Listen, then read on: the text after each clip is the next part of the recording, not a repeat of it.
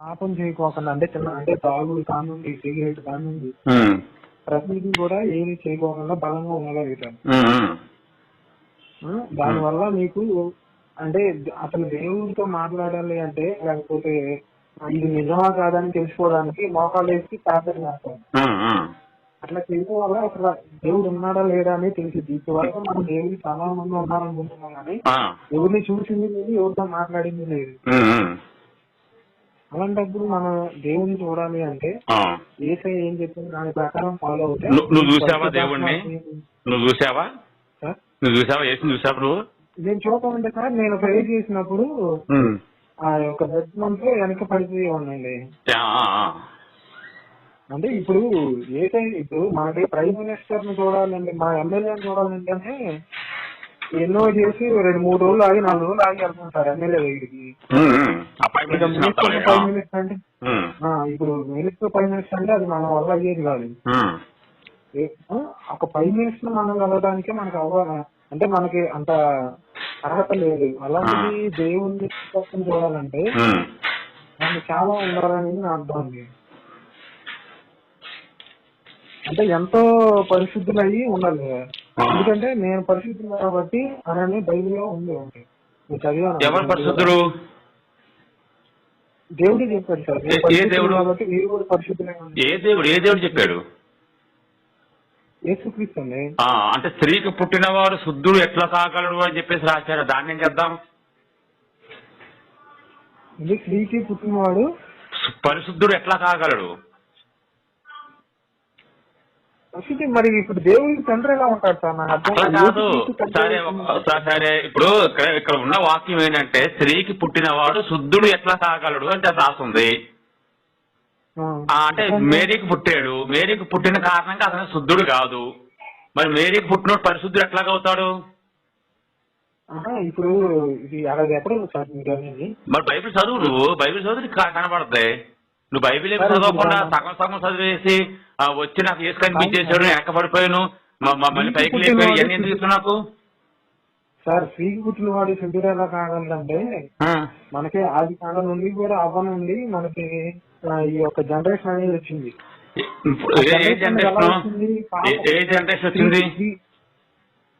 అంటే ఇప్పుడు స్త్రీ నుండి స్త్రీ నుంచి పాపం వచ్చినప్పుడు మరి స్త్రీని ఎందుకు పుట్టించాడు యెహోవా? మానేయచ్చు కదా, మగవాళ్ళు పుట్టించచ్చు కదా అందరినీ. అప్పుడు పాపం ఉండదు కదా. ఉండకూడదు. ఎందుకంటే స్త్రీకి పుడితే పాపాత్ములు పాపం చేస్తారో, పాపం వల్ల పిల్లలు పడతారో అని చెప్పి అనుకున్నప్పుడు మరి యెహోవా ఏం చేయాలి? స్త్రీని పుట్టించకూడదు. ఆదాము దగ్గర నుంచి ఎముకలు వేసేసి ఆ స్త్రీని అది ఆపం చేసుకోవడం ఎందుకు? వదిలేయాలి. వదిలేచ్చు కదా అని వదిలేసాడు. తీరుబాటుగా అసలు పుట్టించకూడదు అన్నా నేను. ఇప్పుడు ఏదైనా తోటలో ఆ జ్ఞానఫలం చెట్టు ఎందుకు పెట్టాడు? పెట్టకూడదు. అటువంటిప్పుడు జ్ఞానఫలం తినేసి జ్ఞానం వచ్చేద్ది. జ్ఞానం వచ్చేది కాబట్టి పాపలు కాబట్టి వీళ్ళంతా కూడా పాపాత్ములు అయిపోతారు అని చెప్పి అనుకున్నప్పుడు జ్ఞానఫలం చెట్టు పెట్టకూడదు. పెట్టకుండా ఉంటే సాతాను రాదు కదా. అంటే అక్కడ పాయింట్ ఏంటంటే ఇప్పుడు దేవుడి దగ్గర ఉన్న దేవదూతలో కొంతమంది లూసిఫర్ గారు పడిపోయాడు సార్. అంటే దేవుని యొక్క ఇప్పుడు అంతశక్తివంతుడు భూమిని ఆకాశాన్ని సృజించిన అంతశక్తివంతుడు మరి సాతాను ఎందుకు ఆపలేకపోయాడు? మరి సాతాను పట్టుకోలేకపోయాడు. అసలు నీ బైబిల్ మొత్తం చదివితే నీకు సాతాను ఎవరో తెలుసా నీకు? అసలు అది దేవదూతే. కానీ అసలు సాతాను ఎవరో తెలుసా నీకు? యెహోవా ఇద్దరిని సృష్టించి ఏదో పనున్న వాళ్ళగా బయట తిరుగుతుంది, ప్రపంచం తిరుగుతా ఎందుకు? అక్కడ తిరుగుతా ఏమున్నారు? అక్కడ బొచ్చు ఉన్నది ఇద్దరు అక్కడ ఎగిలిటుకమాట. ఒక తోట వేసాడు, ఆ తోటకి నీళ్లు పోయమన్నాడు. ఎవరో రాకుండా దొంగలు వచ్చి దాన్ని దూసుకుపోకుండా మళ్ళీ వీళ్ళని కాపలా పెట్టాడు. పైకి వీళ్ళకి బట్టలు కూడా ఇవ్వలేదు. బజారు మన ఇది బట్టలు లేకుండా తిప్పించాడు మా ముళ్ళమంటతోటి. ఏముందని చెప్పేసి అక్కడ ఆడ సృష్టించాడు. ఏముందని అక్కడ జనాలు కాపలా పెట్టాడు. అతన్ని ఏం చేశాడు అక్కడ? అందమైన ప్రపంచాన్ని మీరు ఫలించి అభివృద్ధి ఫలించడం అంటే ఏంటి? కాపురం చేయాలి కదా. కాపురం చేసే పాపం అన్నప్పుడు ఎందుకు పుట్టించాడన్నా నేను? అది మనకి పాపం ఎప్పుడు తెలిసింది సార్? సైతానికి ఎంటర్ అయినప్పుడే అది పాపం కాదు. ఇప్పుడు నువ్వు అన్న లెక్క ప్రకారం, నువ్వు యెహోవా అన్న లెక్క ప్రకారం చెప్దాం. స్త్రీని పుట్టించుకున్నా ఉంటే పాపం ఉండదు, ఫలించక్కర్లేదు నీకు ఎవరును. మొత్తం జనాలు మొత్తం ఆ మగవాళ్ళు ఉండాలి అక్కడ. ఏంటంటే సార్ ఇప్పుడు చర్చ అనేది పాపం నువ్వు ఏ చదువుకుంటున్నావు బాబు? నేను అంటే ఇంజనీరింగ్ చేశాను సార్. ఇంజనీరింగ్ చేసావా? ఇంజనీరింగ్ ఇంకా చదువుతున్నావా? చదివేశాను సార్, జాబ్ చేస్తున్నాను. జాబ్ చేస్తున్నావు, మంచి పని చేస్తున్నావు. నేను అనేది ఏంటంటే సార్, ఇప్పుడు ఎక్కడ ఇప్పుడు విస్తరించండి అభివృద్ధి పొందండి అన్నాడు కదా సార్. ఇప్పుడు ఒకటే చెప్తాను, కూతుళ్ళని తండ్రి దగ్గర పడుకోబెట్టాడు యెహోవా. మరి దేవుడు చేసే పని ఇదేనా సార్? అక్కడ ఏం జరిగింది సార్? ఏం జరిగింది చెప్తాను, అది కూడా చెప్తాను. ఇప్పుడు లోతు పెళ్ళాన్ని చంపేయకుండా ఉంటే, లోతు అల్లుళ్ళని చంపేయకుండా ఉంటే అప్పుడు అలా తప్పు చేసేవాళ్ళు కాదు కదా. అంటే అక్కడ ఫస్ట్ నీ వెనకకు అవునయ్యా, నేరం కాదు. ఇప్పుడు వెనక్కి తిరిగి చూడడం నేరమా, లేకపోతే కూతుర్లు తండ్రి పడుకోవడం నేరమా? సార్ అక్కడ పాయింట్ ఏంటంటే సార్, నాకు 2 నిమిషాలు టైం ఉంది సార్. అక్కడ లోతుని నీ వెనక్కు చూడము అంటే, అంటే వీళ్ళందరూ ఏం చెప్పారని నీ వెనక్కు చూడము అంటే అర్థం ఏంటంటే, ఇప్పుడు అల్లుడు దగ్గర పడిపోతా ఉంటే అక్క చూడదా, వెనక తిరిగి చూడదా? మా అల్లుడు రావట్లేదు చూడదా? ఇప్పుడు మన మనిషి రావట్లేదు, వెనకాల ఉండిపోయాడు, వస్త్రం రాలేదని చెప్పి వెనక తిరిగి చూడరా? సార్ అక్కడ పాయింట్ అది కాదు సార్. నీ వెనక్కు చూడకము అంటే వెనక్కి తిరిగి చూడటం కాదు సార్. నీ వెనక చూడకము అంటే అతని భార్యని దేవుడు, అతని భార్య ఆల్రెడీ పాపంలో ఉంది నా తెలిసి. ఓహో, పాపం ఉంది కాబట్టి ఏం పాపం చేసిందో సార్, ఆ నిన్న పట్టణంలోనే భయంకరంగా ఉంది సార్. అది అసలు ఏం పాపం చేసింది చెప్పచ్చు కదా. ఏమంటాడు ఇప్పుడు తండ్రి కూతురు చేసిన దానికంటే పాపమా ఎక్కువ చేసేసారు వాళ్ళు. నేను చెప్తాను సార్, అది కూడా నీ వెనక చూడకము అంటే ఆమె ఏదో పాపంలో ఉంది, దేవుడు ఆమె కూడా చంపేశాడు. నేను అనేది అదేనయ్యా, నేను అనేది నీకు అర్థం కావట్లా. ఇప్పుడు ఆవిడ పాపంలో ఉంది, వెనక తిరిగి చూస్తాం, పెద్ద పాపం నేరం అనుకుందాం కాసేపు. మరి ఇక్కడ తండ్రి కూతుర్ని పడుకోబెట్టడం నేరం కాదా? తండ్రి కూతుర్ని పడుకోబెట్టడం నేరం కాదా? సార్ నేను ఫైన్ చేస్తూనే ఉంది సార్. అక్కడ ఏం జరిగిందంటే, వీళ్ళు భయంకరస్తులండి నియమపట్నం వాళ్ళు, వాళ్ళందరూ ఇక్కడికి వచ్చేస్తారు. రోజు ఇంటికి వచ్చేసి మేము ఈ రోజు మాకు 50,000 ఎప్పుడు వేస్తారో చెప్పు నాకు. 50,000 ఎప్పుడు వేస్తావు?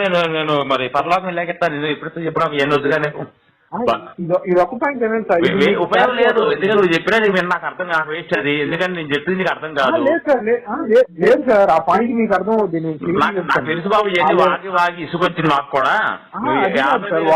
చెప్తే మేము పర్లోకం వెళ్ళంగా డబ్బులు ఇచ్చేస్తాం. అది కాదు సార్, లోతు ఏమంటారు చెప్పండి. వాళ్ళని ముగ్గురిని పంపించడం, నాకు 2 కన్యలు ఉన్నారు, ఎవరిని కోరని వాళ్ళు, వాళ్ళకి పెళ్లిళ్ళు చేద్దాం అనుకున్నా సంథింగ్ చేస్తాడు. అంటే ఏం సార్, వాళ్ళు పెళ్లిళ్ళు అయ్యే వరకు కూడా ఏ పరాయి మొగ్గు, ఏ పరాయి పురుషుని కూడా వాళ్ళు తాగలేదు. ఈ రోజులు అట్లా ఉంటున్నారు సార్? లేదు, అదొక పాయింట్. సెకండ్ పాయింట్ ఏంటంటే, ఇతను దేవుడు ఏమో దేవుడు తప్పు లేదంటావా? ఒకసారి తప్పు కాదంటావా? అంతేనా? ఈ రోజులలో అమ్మాయిలు, ఈ రోజుల అమ్మాయిల సంగతి పక్కన పెడదాం. ఈ రోజుల అమ్మాయిలు అంతకంటే ఎక్కువగా బాగున్నారు, కానీ ఆ రోజు కంటే ఈ రోజే బాగుంది. కానీ అంత దరిద్ర పనులు ఎవరు చేయరు, కానీ ఇక్కడ అంత చండాల పనులు ఎవరు చెయ్యరు. కానీ అవన్నీ తప్పు మాటలు, కానీ ఆ మాట అనకూడదు. పిల్లలకి అన్న వాళ్ళు ఎవరు కూడా ఆ మాట అనకూడదు. ఇప్పుడు నీ పేరు తామర ఉంది, తామర సొంత అన్నయ్య అన్నాడు, ఆమ్లోని గాడు వాడుకున్నాడు. ఇప్పుడు ఆ పని తప్పు అంటా కాదంటావా? దాని కూడా నేను ఈ 2 క్లారిటీ చెప్తాను సార్ మీకు. చెప్పు. అయితే అక్కడ అయిపోయిన తర్వాత నినివే పట్టణం నుండి కొండకెళ్ళం అన్నాడు. వాళ్ళు ఏదో ఎక్కడికో ఊరు వెళ్ళారు. అక్కడ ఇంకా దేవుడు అనుగ్రహం లేక కొండ ఎక్కారు. ఆ కొండకి వెళ్తే కొండ ఎక్కడ ఎవ్వరు లేరు. అక్కడ ఉన్న అబ్రహాం కుటుంబాలు ఉన్నాయి, కానీ ఇలా కొవ్వెక్కి చేసిన పనులు అవి. అబ్రహాం కుటుంబాలు లేవేంటి అక్కడ? ఎందుకు లేవు సార్? దేవుడు చెప్పాడు సార్, నువ్వు ఉత్తరం వెళ్తే నేను దక్షిణం వెళ్తా. ఉత్తరం వెళ్ళనే దక్షిణ వెళ్ళనే ఏదైనా కానీ, నువ్వు ఏదైనా కానీ అక్కడ అబ్రహాము సంతానం ఉంది. అక్కడ అబ్రహాం సంతానం లేదని చెప్పేసి నీకు బైబిల్ ఉందా నీకు ఎక్కడండి? అప్పటికే అబ్రహాం ఎన్నో సార్లు లోతు కుటుంబాన్ని కాపాడినోడాడు.